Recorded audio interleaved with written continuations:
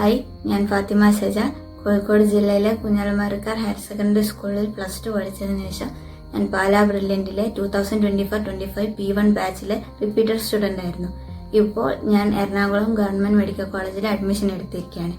എനിക്ക് ഈ കൊല്ലത്തെ നീറ്റ് ക്രാക്ക് ചെയ്യാൻ സാധിച്ചത് പാലാ ബ്രില്യൻറ്റിൻ്റെ അടിപൊളി സ്റ്റഡി മെത്തേഡുകളും ഫാക്കൽറ്റീസിൻ്റെ ഒരു അടിപൊളി ക്ലാസ്സുകളും കൊണ്ടാണ്. അതുപോലെ തന്നെ ഒരു കോമ്പറ്റേറ്റീവ് എക്സാം ആകുമ്പോൾ നമുക്ക് സ്വാഭാവികമായിട്ടും സ്ട്രെസ് അനുഭവപ്പെടുമല്ലോ.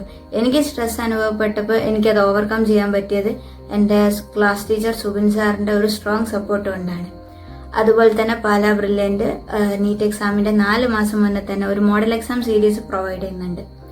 ആ എക്സാമുകൾ വെച്ച് നമുക്ക് ഒരു എക്സാമിനോടുള്ള ഒരു പരിചയക്കുറവും പേടിയും വളരെയധികം കുറയ്ക്കാൻ സാധിക്കും.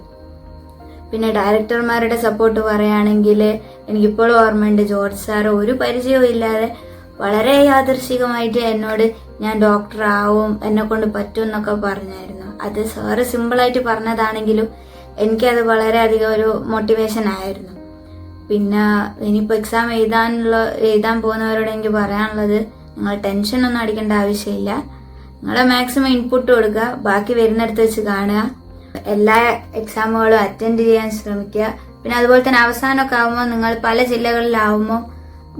ജില്ലയിലുള്ളവരാണല്ലോ, അപ്പോൾ നമുക്ക് നമ്മുടെ ജില്ലയിൽ തന്നെയുള്ള എക്സാം സെന്ററുകളിൽ നിന്ന് എക്സാം എഴുതാനും അവർ പ്രൊവൈഡ് ചെയ്യും. ഞാൻ കോഴിക്കോട് ജില്ലയിലായിരുന്നപ്പോൾ എനിക്ക് ഇവിടെ നിന്ന് തന്നെ എക്സാം എഴുതാനുള്ള എല്ലാ ഇതും ഇവർ പ്രൊവൈഡ് ചെയ്തായിരുന്നു. അപ്പോൾ എല്ലാവർക്കും all the best. Brilliant Study Center, India's #1 coaching center for NEET and JEE.